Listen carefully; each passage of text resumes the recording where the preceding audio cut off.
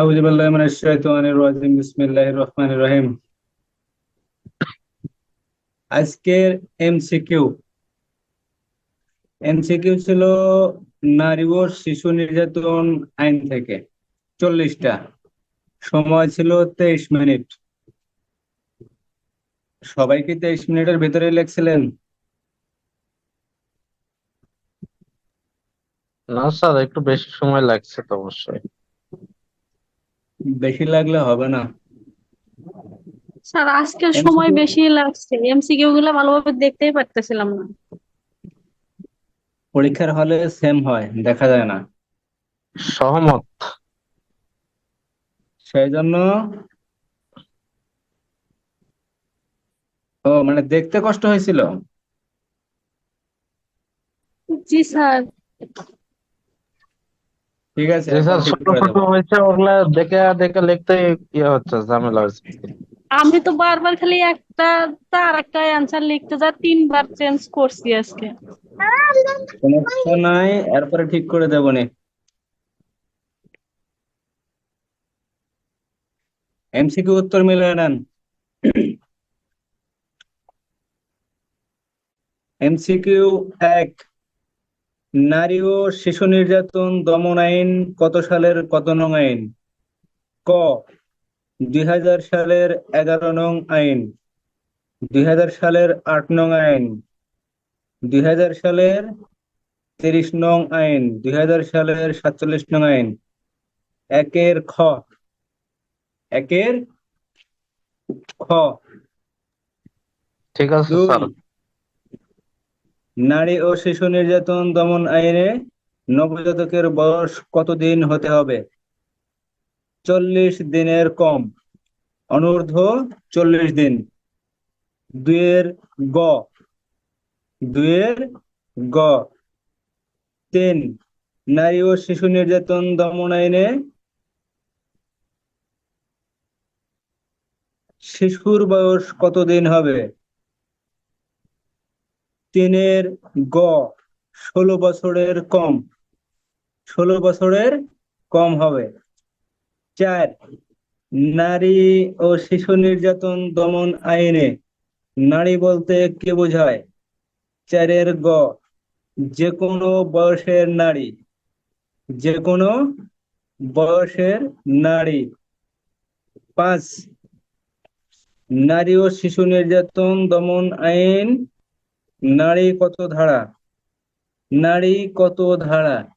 দুইয়ের ছ, ধারা দুইয়ের ছ। উত্তর হবে খ। ছয়, নারী ও শিশু নির্যাতন দমন আইনে শিশু কত ধারা? দুইয়ের ট, ক ধারা, ক ধারা বলে উত্তর ক। ছয়ের ক।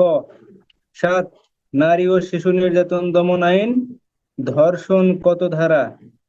ধর্ষণ সাতের গ, দুয়ের উম। আট, নারী ও শিশু নির্যাতন দমন আইন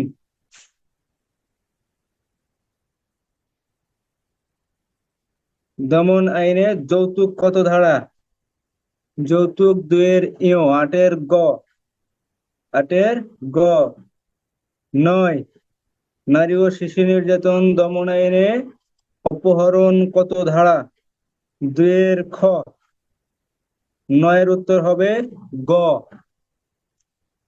ধা 10, নারী ও শিশু নির্যাতন দমন আইনে মুক্তিপণের শাস্তি কত ধারা? মুক্তিপণ 10-এর খ, 8 ধারা। 11, নারী ও শিশু নির্যাতন দমন আইনে বিষাক্ত পদার্থ দ্বারা সংগঠিত অপরাধের শাস্তি কত ধারা? ধারা 4, 11-র ক, 11 ক। 12, নারী ও শিশু নির্যাতন দমন আইনে নিম্নের কোনটি বিষাক্ত পদার্থ? এখানে কোনো ক্লুই দেওয়া হয় নাই, ভুল হয়ে গেছে। 13, নারী ও শিশু নির্যাতন দমন আইনে নিম্নে কোনটি দহনকারী পদার্থ? Kerosene, petrol, diesel. একটিও না, এখানে হবে ঘ সব কয়টি, ঠিক আছে। সবকটি বা সবগুলো। 14, নারী ও শিশু নির্যাতন দমন আইনে 4 ধারার অপরাধে কোনটি ব্যবহৃত হয়? ক্ষয়কারী পদার্থ, দহনকারী, বিষাক্ত, সবগুলা। 14 ঘ। 14 ঘ। 15, নারী ও শিশু নির্যাতন দমন আইনে বিষাক্ত পদার্থ দ্বারা সৃষ্ট অপরাধের শাস্তি কত ধারা? ধারা 4। ধারা 4 15 খ। 16, নারী ও শিশু নির্যাতন দমন আইনে অপহরণের শাস্তি কত ধারা? ক খ দুটাতেই 7 ধারা। ঠিক আছে, উত্তর দুটাই হবে, দুটাই সঠিক হবে, ক ও খ। 17, নারী ও শিশু নির্যাতন দমন আইনে মুক্তিপণ আদায়ের শাস্তি কত ধারা? ধারা 8। 17 গ। 18, নারী ও শিশু নির্যাতন দমন আইনে দলবদ্ধ ধর্ষণের শাস্তি কত ধারা? ধারা 9-3। 18 গ। 18 গ। 19, নারী ও শিশু নির্যাতন দমন আইনে ধর্ষণ করে মেরে ফেলার চেষ্টার শাস্তি কত ধারা? ধারা 9-4 ক, মেরে ফেলা বা আহত করার চেষ্টার শাস্তি। তারা ধারা 19 গ। 20, নারী ও শিশু নির্যাতন দমন আইনে ধর্ষিতা শব্দের প্রতিস্থাপক শব্দ কোনটি? 20 গ, ধর্ষণের শিকার নারী। ধর্ষণের শিকার নারী। 21, নারী ও শিশু নির্যাতন দমন আইনে 9 ক ধারার অপরাধের শাস্তি কোনটি? আত্মহত্যায় প্ররোচনা। গ। 21 গ। 22, যৌনপীড়ন বলতে কি বোঝায়? নারী ও শিশু নির্যাতন দমন আইনে যৌনপীড়ন বলতে কি বোঝায়? 22, নারীর স্পর্শকাতর স্থান স্পর্শ করা, নারীর যৌনাঙ্গ স্পর্শ করা, শ্লীলতাহানি করা, সবগুলো সবগুলো। 22 ঘ। 23, নারী ও শিশু নির্যাতন দমন আইনে যৌতুক অপরাধের সর্বোচ্চ শাস্তি হবে কোনটি? এখানে মৃত্যুদণ্ড। 23 ক। 23 ক। 24, নারী ও শিশু নির্যাতন দমন আইনে যৌতুক অপরাধের জন্য অপরাধীকে সর্বনিম্ন শাস্তি কোনটি? অনূন্য 1 বছর। 24 ঘ। 25, নারী ও শিশু নির্যাতন দমন আইনে ধর্ষণের চেষ্টার শাস্তি কত ধারা? 9-4 খ। 25 গ। 25 গ। 26, নারী ও শিশু নির্যাতন দমন আইনে সরকারি হেফাজতে নারী ধর্ষণের শিকার হলে অপরাধী কে হবে? হেফাজতে দায়িত্বরত ব্যক্তিগণ অথবা হেফাজতে দায়িত্বরত ব্যক্তি। ধারা 9-5। 26 গ। 27, নারী ও শিশু নির্যাতন দমন আইনে পুলিশ হেফাজতে কোনো নারী ধর্ষণের শিকার হলে কি অপরাধের জন্য শাস্তি প্রদান করা যাবে? ধর্ষক সহায়তাকারী হেফাজতে ব্যর্থতার জন্য। হেফাজতে ব্যর্থতা। তাহলে 27 গ। 28, ধর্ষণ জনিত কারণে মৃত্যুর শাস্তি কত ধারা? 9-2 ধারাও বলা আছে মৃত্যু, ধারা 9-3 বলা আছে মৃত্যু, তাহলে ঘ। 28 ঘ, ক ও খ। 29, নারী ও শিশু নির্যাতন দমন আইনে যৌতুক সংক্রান্ত অপরাধ কোনটি? মৃত্যু ঘটানো, গুরুতর আঘাত, সাধারণ জখম, সবগুলো। এখানে 29 ঘ সবগুলো। 30, নারী ও শিশু নির্যাতন দমন আইনে যৌতুকের জন্য মৃত্যু ঘটানোর শাস্তি কত ধারা? ধারা 11-র ক। ধারা 11-র ক। তাহলে 30-এর ক। 31, নারী ও শিশু নির্যাতন দমন আইনে ধর্ষণের ফলে জন্মলাভকারী শিশুর বিধান কত ধারা? ধারা 13। ধারা 13, তাহলে 31-এর ক। 32, নারী ও শিশু নির্যাতন দমন আইনে ভিক্ষাবৃত্তির উদ্দেশ্যে শিশুর অঙ্গহানি করার শাস্তি কত ধারা? ধারা 12। 32-এর ঘ। নারী ও শিশু নির্যাতন দমন আইনে শিশু দ্বারা ভিক্ষাবৃত্তি করার ক্ষেত্রে নিম্নের কোনটি সঠিক? শিশুর অঙ্গহানি করা, শিশুকে বিকলাঙ্গ করা, শিশুর চক্ষু নষ্ট করা, সবগুলো? 33-এ সবগুলো।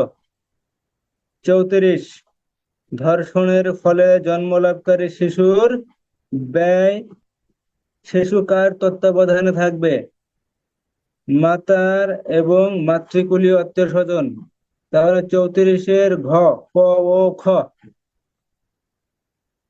35, নারী ও শিশু নির্যাতন দমন আইনে ধর্ষণের ফলে জন্মলাভকারী শিশুর ব্যয়ভার কে বহন করবে? রাষ্ট্র। 35-এর গ। 36, রাষ্ট্র কর্তৃক প্রদেয় ব্যয়ভার সরকার কার নিকট হতে আদায় করতে পারবে? 36-এর খ, ধর্ষক। ধর্ষকের নিকট থেকে। 36-এর খ। 37, নারী ও শিশু নির্যাতন দমন আইনে নির্যাতিতা নারীর ছবি বা পরিচয় প্রকাশ করা যাবে না কত ধারা? 14 ধারা। 37-এর ক। 38, নারী ও শিশু নির্যাতন দমন আইনে ধর্ষণে জন্মলাভকারী শিশুর জন্য প্রদেয় অর্থের পরিমাণ কে নির্ধারণ করবে? সরকার। 38-এর গ। 39, নারী ও শিশু নির্যাতন দমন আইনে ধর্ষকের নিকট হতে অর্থ আদায়ের ক্ষেত্রে কোনটি সঠিক? ধর্ষকের আত্মীয়র দাবি প্রাধান্য পাবে, ক্ষতিপূরণের দাবি প্রাধান্য পাবে? এখানে ক্ষতিপূরণের দাবি প্রাধান্য পাবে। 39-এর খ। 40, নারী ও শিশু নির্যাতন দমন আইনে মিথ্যা মামলা দায়ের করা কত ধারা? ধারা 17। 40-এর গ। তাহলে মোট 40টি প্রশ্ন এমসিকিউ। এর ভিতরে কার কয়টি সঠিক হয়েছে? একটা ভুল হয়েছে স্যার। 28 নাম্বার। কয়টা? কয়টা? একটা। কোনটা? 28 নাম্বারটা ভুল করছি স্যার। 28 নাম্বার কি আছে?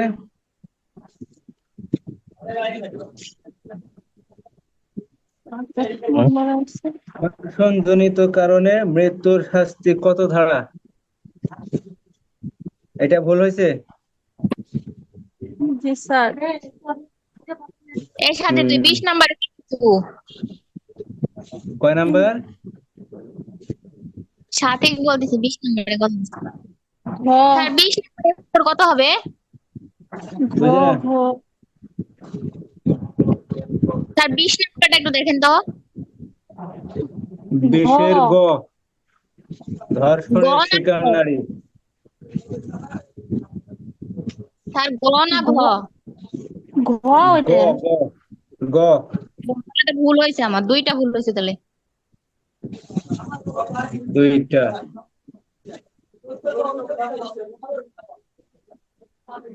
যাই হোক, তাহলে সবাই ভালোই করছেন, খারাপ করেন নাই।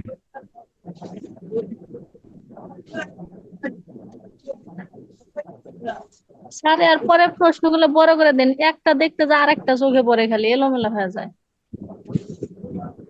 আর আজকের লেখা সাথী ব্যতীত কেউ দেন নাই, ঠিক আছে?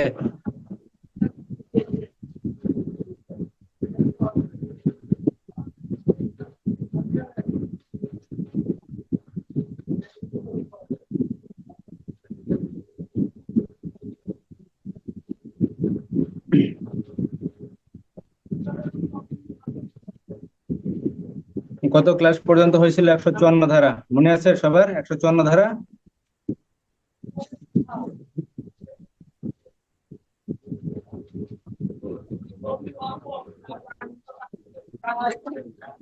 আজকে ইনশাল্লাহ আমরা আলোচনা করব ধারা 155।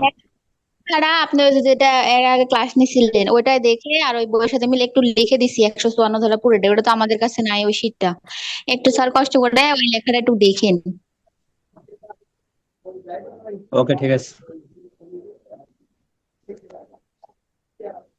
তাহলে ধারা 155 আমরা ধারা 154-তে পড়ছিলাম আমলযোগ্য অপরাধ। আমলযোগ্য অপরাধ, যে অপরাধের ক্ষেত্রে অপরাধীকে পুলিশ অফিসার বিনা পরোয়ানায় গ্রেপ্তার করতে পারেন, সেটাই হলো আমলযোগ্য অপরাধ।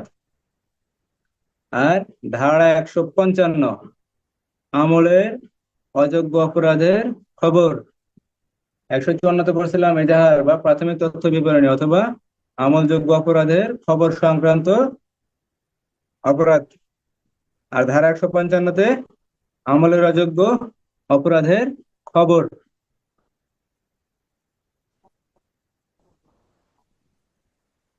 পুলিশ অফিসারের কাজ কি? পুলিশ অফিসারের কাজ কি? কাজটা কি? তদন্ত করা, ঠিক আছে? অপরাধ সংক্রান্ত তদন্ত করা, অপরাধের তথ্য উদ্ঘাটন করা, সাক্ষীর সাক্ষ্য গ্রহণ করা, এই সকল কাজ করা, আইন শৃঙ্খলা রক্ষা করা, ঠিক আছে? আইন শৃঙ্খলা রক্ষা করার ক্ষেত্রে, অপরাধ তদন্তের ক্ষেত্রে, আসামি গ্রেপ্তারের ক্ষেত্রে, সাক্ষীর সাক্ষ্য গ্রহণের ক্ষেত্রে, বিভিন্ন কার্যকলাপ করার ক্ষেত্রে যে বিধিবিধান গুলা মেনে চলা হয় সেগুলাই হলো ফৌজদারি কার্যবিধি আইনে আলোচনা করা হয়েছে, ঠিক আছে?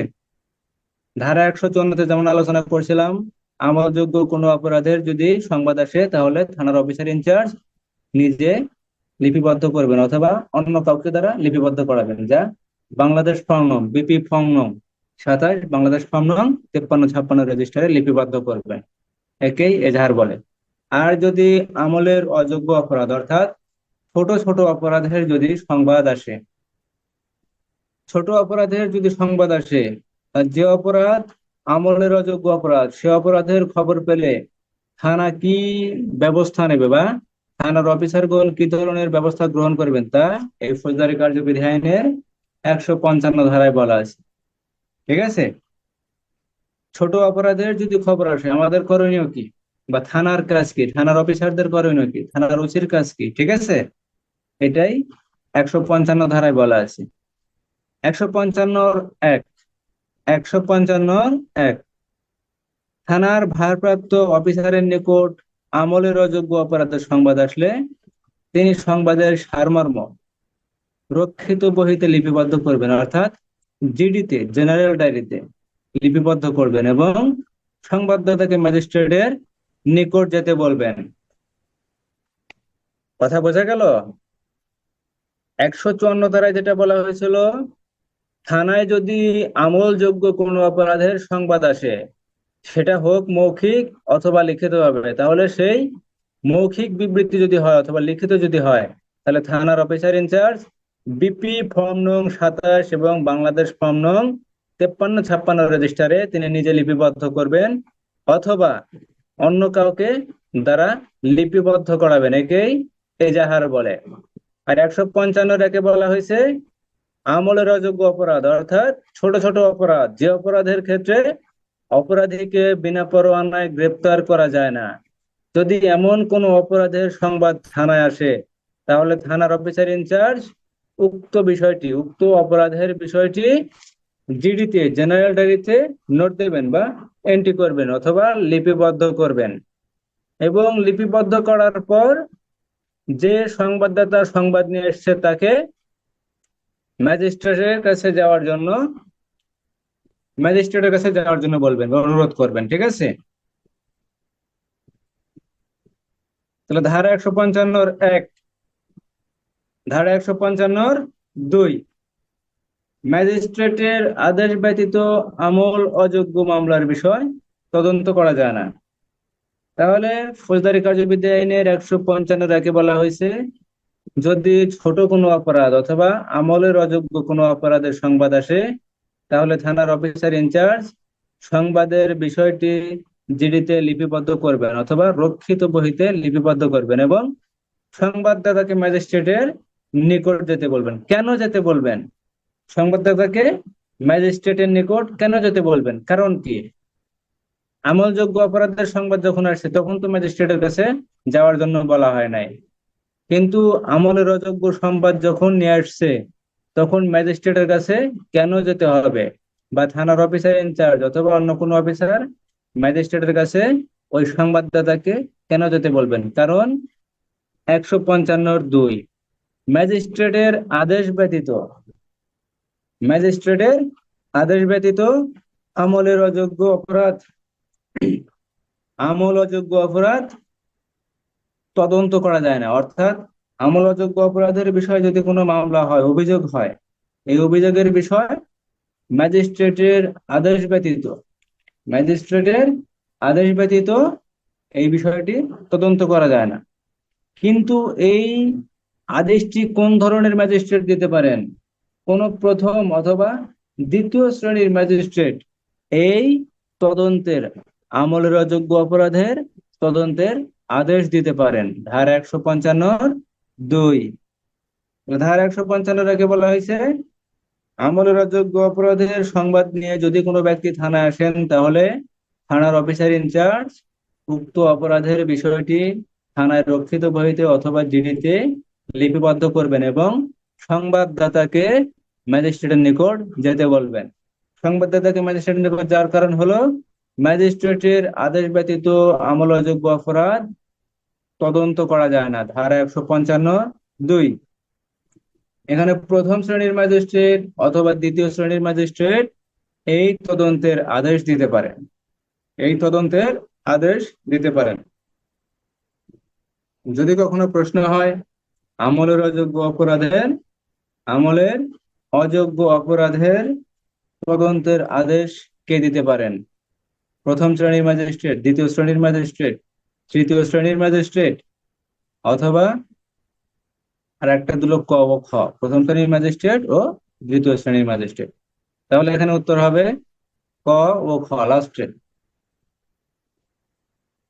ঠিক আছে, লাস্টেরটা ঘ। এখানে 2 শ্রেণীর ম্যাজিস্ট্রেট, মানে নিচের দিকের, আর উপরের গুলো তো এমনিতেই পারেন। যেখানে নিচের জন পারেন সেখানে উপরের অফিসাররা এমনিতেই পারেন। তাহলে ধারা 155 রাখে, যদি কোনো আমলের অযোগ্য অপরাধের সংবাদ আসে, তাহলে থানার অফিসার ইনচার্জ বিষয়টি লিপিবদ্ধ করবেন এবং সংবাদদাতাকে ম্যাজিস্ট্রেটের নিকট যেতে বলবেন। কারণ আমলের অযোগ্য বিষয় ম্যাজিস্ট্রেটের আদেশ ব্যতীত, প্রথম অথবা দ্বিতীয় শ্রেণীর ম্যাজিস্ট্রেটের আদেশ ব্যতীত তদন্ত করা যায় না।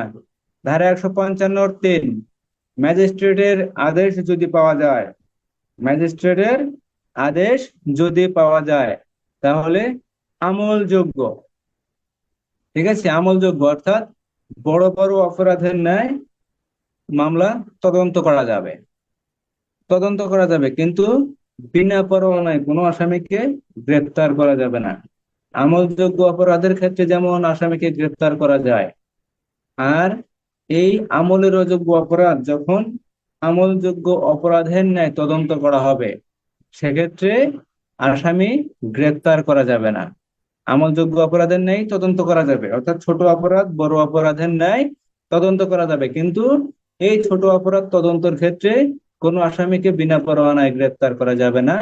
ধারা 155(3) তাহলে যদি বড় অপরাধের সংবাদ আসে, তাহলে সেটা এজাহার হবে 154, পিআরবি 243। আর ধারা 155-তে আমলের অযোগ্য অপরাধের খবর আসলে কি ব্যবস্থা? ধারা 155। ধারা 155 বোঝা গেল?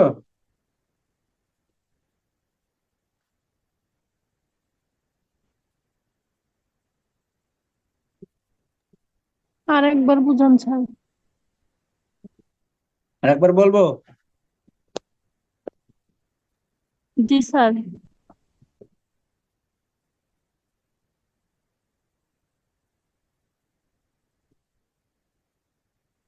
ধারা 155-তে বলা হয়েছে আমলের অযোগ্য অপরাধের খবর বা কেসের খবর, আমলের অযোগ্য কেসের খবর বা মামলার খবর। ধারা 155-1, থানার ভারপ্রাপ্ত অফিসারের নিকট আমলের অযোগ্য অপরাধের সংবাদ আসলে তিনি সংবাদের সারমর্ম রক্ষিত বইতে বা জিডিতে, জেনারেল ডায়েরিতে লিপিবদ্ধ করবেন এবং সংবাদদাতাকে, অর্থাৎ যে ব্যক্তি অপরাধের সংবাদ নিয়ে থানায় হাজির হয়েছে সেই ব্যক্তিকে ম্যাজিস্ট্রেটের নিকট যেতে বলবেন। ধারা 155-1।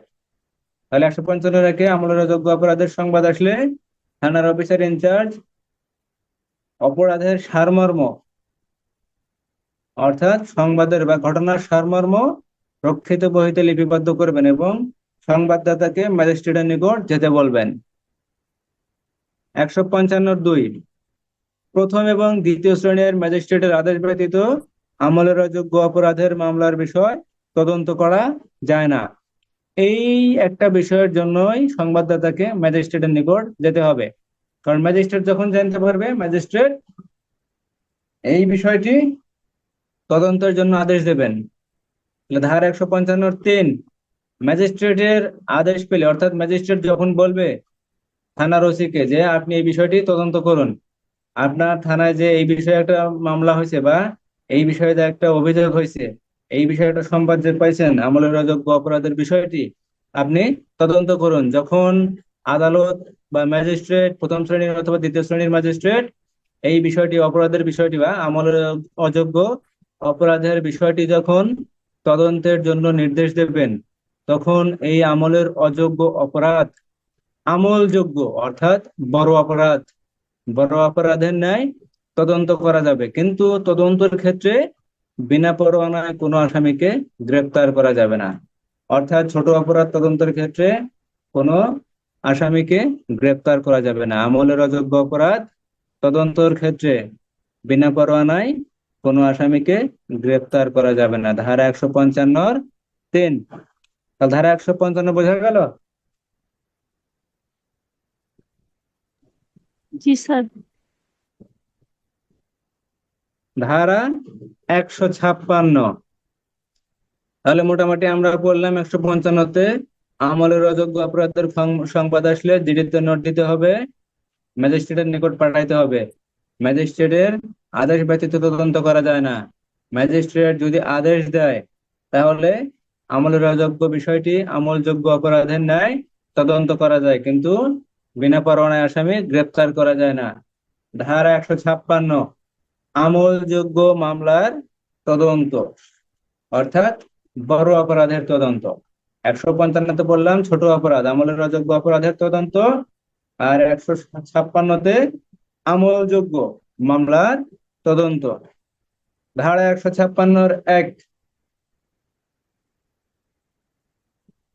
থানার ভারপ্রাপ্ত কর্মকর্তা ম্যাজিস্ট্রেটের আদেশ ব্যতীত আমলযোগ্য অপরাধের সংবাদ তদন্ত করতে পারেন। তাহলে 156-তে কি বলছে? বড় অপরাধ। 155-তে পড়ছি ছোট অপরাধ, আমলের অযোগ্য অপরাধ। আর 156-তে আমলযোগ্য অপরাধ তদন্ত বা আমলযোগ্য মামলা তদন্ত অথবা আমলযোগ্য কেসে তদন্ত। ধারা 156-1, থানার অফিসার ইনচার্জকে এমন ক্ষমতা দেওয়া হয়েছে যে আমলযোগ্য অপরাধের সংবাদ যদি আসে বা কোনো মামলা হয় অথবা কোনো অভিযোগ যদি হয়, কোনো এজাহার হয়, তাহলে এজাহারের আমলযোগ্য অপরাধের বিষয়টি থানার অফিসার ইনচার্জ ম্যাজিস্ট্রেটের আদেশ ব্যতীত তদন্ত করতে পারেন। আমলযোগ্য অপরাধের তদন্ত করতে পারেন বা আমলযোগ্য মামলার বা আমলযোগ্য অভিযোগের বা আমলযোগ্য কেসের তদন্ত করতে পারেন। ধারা 156-1। ধারা 156-1। ধারা 156-2, পুলিশ অফিসার এরূপ তদন্তের ক্ষমতা সম্পন্ন নয় বলে কোনো প্রশ্ন উত্থাপন করা যাবে না। অর্থাৎ পুলিশ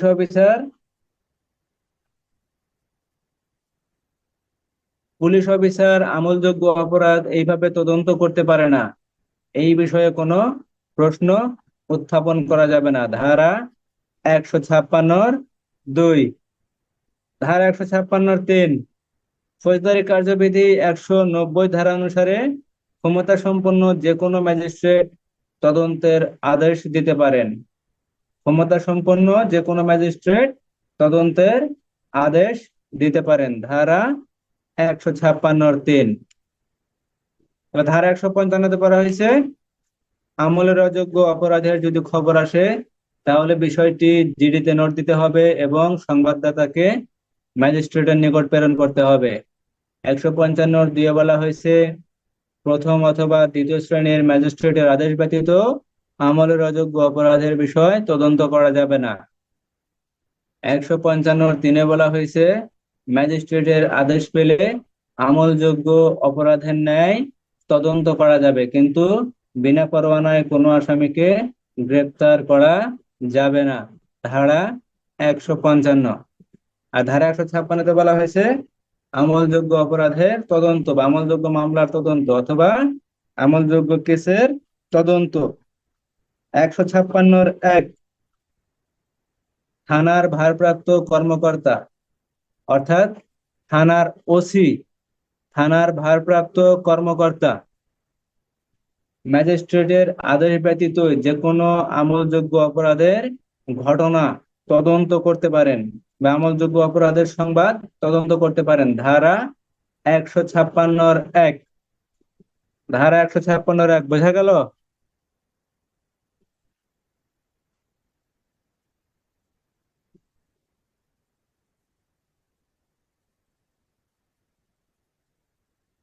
জি স্যার। এখানে বলা হয়েছে আমলযোগ্য অপরাধ অর্থাৎ বড় কোনো অপরাধের যদি সংবাদ আসে, খুন ডাকাতি, ঠিক আছে, এই জাতীয় কোনো যদি অপরাধের সংবাদ আসে তাহলে ওই সংবাদের ভিত্তিতে থানার অফিসার ইনচার্জ অথবা থানার ভারপ্রাপ্ত কর্মকর্তা ওই সংবাদের বিষয়টি ম্যাজিস্ট্রেটের বা আদালতের আদেশ ব্যতীতই তদন্ত করতে পারেন।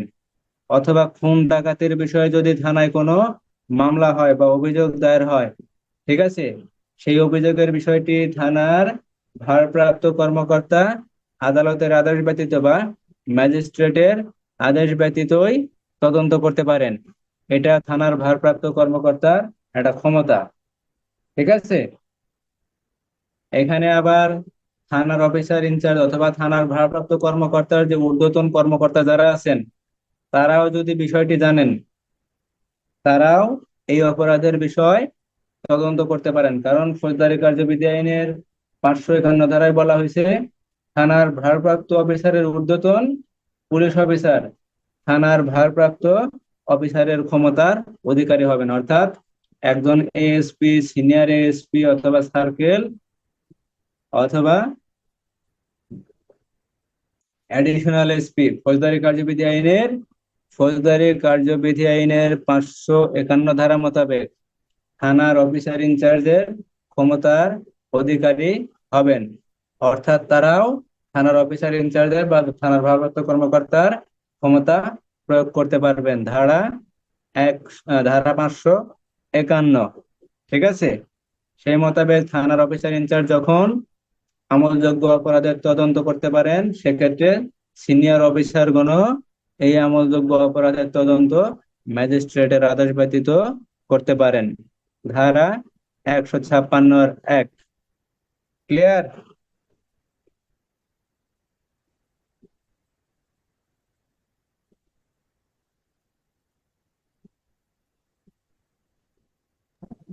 জি স্যার। ধারা 156(2).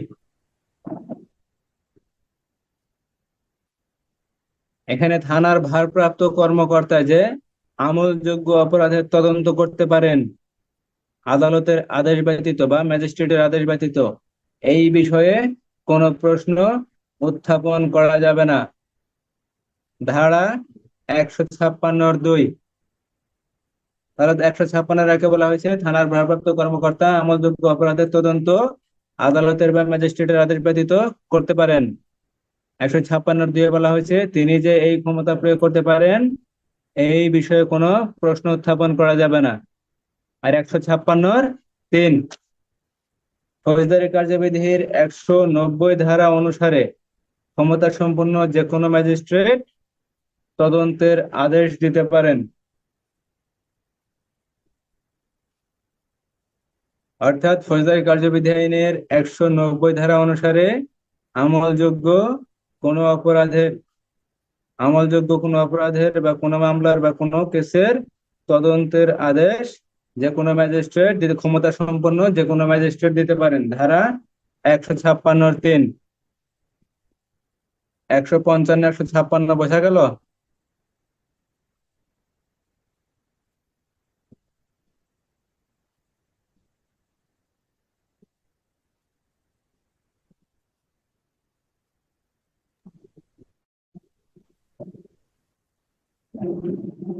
তাহলে ধারা 156 কি বোঝা গেল? ক্লিয়ার?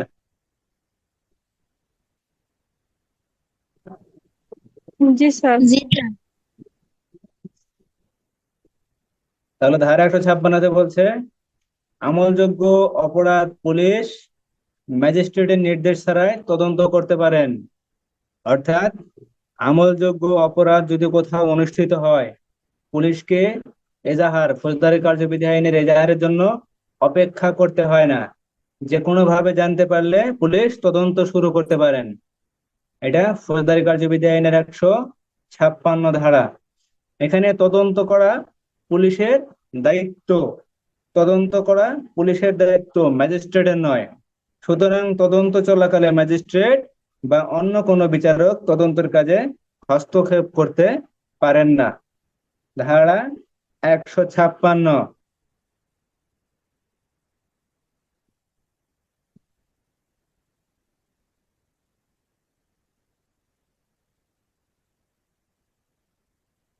ধারা 156 বোঝা গেল?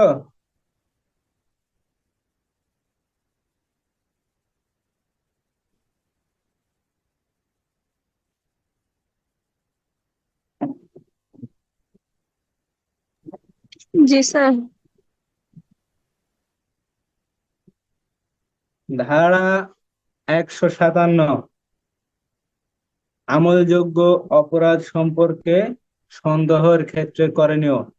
অর্থাৎ কোনো আমলযোগ্য অপরাধের সংবাদ যদি থানায় আসার পর সেই বিষয়টি, অর্থাৎ সেই সংবাদটি আমলযোগ্য সংবাদ নিয়ে যদি কোনো সন্দেহ হয়, সেক্ষেত্রে করণীয় কি?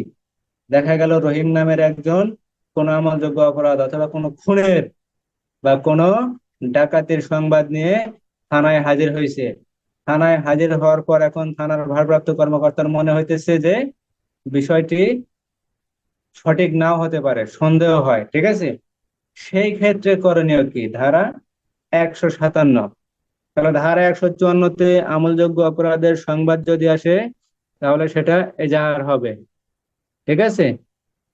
আর আমলের অযোগ্য অপরাধের সংবাদ যদি আসে তাহলে সেটা জেনারেল ডায়েরিতে 155 ধারায় লিপিবদ্ধ করতে হবে। ম্যাজিস্ট্রেটের আদেশ পেলে এটা তদন্ত করা যাবে। আর ধারা 156-তে বলা হয়েছে আমলযোগ্য অপরাধের তদন্ত কে করতে পারবেন, কিভাবে করা যাবে, ঠিক আছে? ম্যাজিস্ট্রেটের আদেশ ছাড়াই আমলযোগ্য অপরাধের তদন্ত করা যাবে। আর ধারা 157-তে বলা হয়েছে যদি কোনো আমলযোগ্য অপরাধের সংবাদ থানায় আসে কিন্তু অপরাধ সম্পর্কে যদি সন্দেহ হয়, সেক্ষেত্রে করণীয় কি? ধারা 157। ধারা 157-1, থানার অফিসার ইনচার্জ আমলযোগ্য অপরাধ সম্পর্কে যদি যুক্তিসঙ্গত সন্দেহ পোষণ করেন তাহলে তিনি বিষয়টি ম্যাজিস্ট্রেটকে জানাবেন। অর্থাৎ রহিম নামের কোনো একজন ব্যক্তি ডাকাতির সংবাদ নিয়ে থানায় হাজির হয়েছে। হাজির হওয়ার পর থানার ভারপ্রাপ্ত কর্মকর্তার উক্ত বিষয়টি নিয়ে সন্দেহ হইতেছে, সেক্ষেত্রে তিনি কি করবেন? তিনি ম্যাজিস্ট্রেটকে ওই বিষয়টি জানাবেন। জানানোর পরে ওই ঘটনা এবং পরিস্থিতি সম্পর্কে তিনি নিজে অথবা অন্য কোনো অফিসার দ্বারা তদন্ত করে অপরাধী খুঁজে বের করা ও গ্রেপ্তার করার চেষ্টা করবেন। ধারা 157-1। ধারা 157-1 বোঝা গেল? যদি আমলযোগ্য কোনো অপরাধের বিষয় নিয়ে সন্দেহ হয় যুক্তিসঙ্গত যদি সন্দেহ হয় তাহলে থানার ভারপ্রাপ্ত কর্মকর্তা বিষয়টি ম্যাজিস্ট্রেটকে জানাবেন।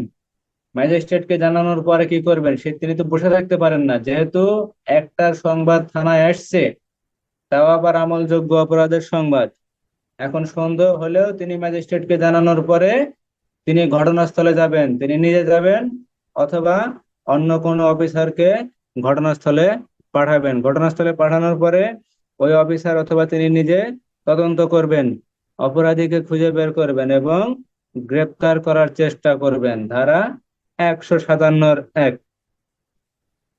তবে শর্ত থাকে যে ক্ষেত্রে সরেজমিনে তদন্তের প্রয়োজন নাই, অর্থাৎ যে সকল ক্ষেত্রে সরেজমিনে অর্থাৎ ঘটনাস্থলে গিয়ে তদন্তের প্রয়োজন নাই। ধারা 157(1)(ক), অপরাধটি যদি গুরুতর প্রকৃতির না হয় সেক্ষেত্রে তদন্তের প্রয়োজন নাই। অপরাধটি যদি গুরুতর প্রকৃতির না হয় সেক্ষেত্রে তদন্তের প্রয়োজন নাই। হতে বলা হয়েছে থানার অফিসার ইনচার্জ যদি মনে করেন তদন্তের জন্য পর্যাপ্ত কোনো কারণ নাই, তাহলে তদন্তের প্রয়োজন নাই। আবার অপরাধটি যদি সামান্য ক্ষতিকারক কাজ হয়, অর্থাৎ পেনাল কোডের 95 ধারা অনুসারে যদি ছোট কাজ হয়, যেমন একজনকে চড় দিল, একটা গালি দিল, ঠিক আছে, এটা ছোট অপরাধ। অথবা একজনের আম বাগান থেকে 2টা আম ছিঁড়ে নিল, অথবা একটা দেখা গেল একটা মুরগি জবাই করে খেয়ে ফেললো, এগুলো ছোট অপরাধ। ছোট অপরাধ যদি হয় সেক্ষেত্রে, যদি অপরাধটি ছোট হয় তাহলে তদন্ত করার প্রয়োজন নাই। সংবাদদাতা সংবাদদাতা অর্থাৎ যে সংবাদ দিচ্ছেন তিনি যদি সংবাদ তদন্ত না করার জন্য আবেদন করেন তাহলে তদন্ত করার প্রয়োজন নাই। আর তদন্ত যদি জনস্বার্থ বিরোধী হয় তাহলে তদন্ত করার প্রয়োজন নাই। অপরাধটি যদি দেওয়ানি প্রকৃতির হয় সেক্ষেত্রেও অপরাধ তদন্ত করা থেকে বিরত থাকতে পারেন। তাহলে থানার অফিসার ইনচার্জ 157(1)(কে যদি কোনো আমলযোগ্য অপরাধ সম্পর্কে সন্দেহ পোষণ করেন তাহলে তিনি বিষয়টি ম্যাজিস্ট্রেটকে জানাবেন। জানানোর পরে তিনি নিজে অথবা অন্য কোনো অফিসারকে ঘটনাস্থলে পাঠাবেন, তদন্ত করাবেন, অপরাধীকে খুঁজে বের করবেন এবং গ্রেপ্তার করার চেষ্টা করবেন। ঠিক আছে?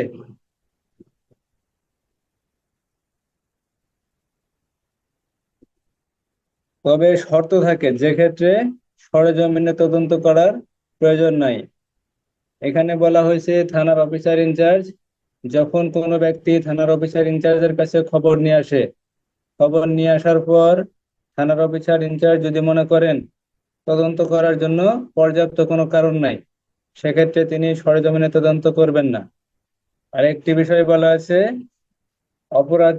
অপরাধটি যদি সামান্য ক্ষতিকারক কাজ হয়, পেনাল কোডের 95 ধারা অনুসারে অপরাধটি যদি ছোট প্রকৃতির কোনো অপরাধ হয় সেক্ষেত্রে তদন্তের প্রয়োজন নাই। সংবাদদাতা যিনি সংবাদ দিচ্ছেন তিনি যদি তদন্ত না করার জন্য আবেদন করেন সেক্ষেত্রে তদন্তের প্রয়োজন নাই। জনস্বার্থে যদি তদন্ত করার প্রয়োজন না হয় সেক্ষেত্রেও তদন্ত করার প্রয়োজন নাই। অপরাধটি যদি দেওয়ানির প্রকৃতির হয়, অর্থাৎ জমি জমা সংক্রান্ত যদি কোনো অপরাধ হয় সেক্ষেত্রেও তদন্তের প্রয়োজন নাই। দেওয়ানি প্রকৃতির যদি অপরাধ হয় সেটা দেওয়ানি আদালত দেখবে, সেক্ষেত্রে তদন্ত না করলেও চলবে। ধারা 157(1)। ধারা 157(2), থানার ভারপ্রাপ্ত কর্মকর্তা তদন্ত না করার কারণ, অর্থাৎ তিনি যদি তদন্ত না করার কারণ উল্লেখ করবেন এবং সংবাদদাতাকে বিধিবদ্ধ নিয়ম অনুযায়ী জানাবেন, তিনি ঘটনাটি তদন্ত করতে পারবেন না। বোঝা গেল? 157(2)।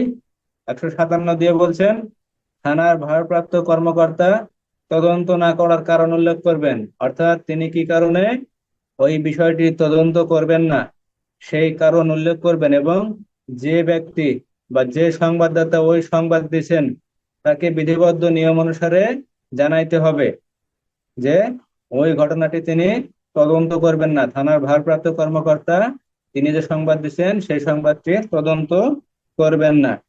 ধারা 157(2)। ধারা 155, 56, 57 বোঝা গেল?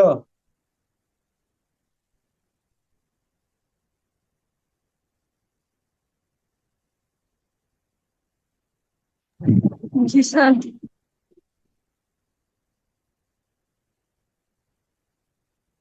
সামনের দিকে আর যাব? না স্যার।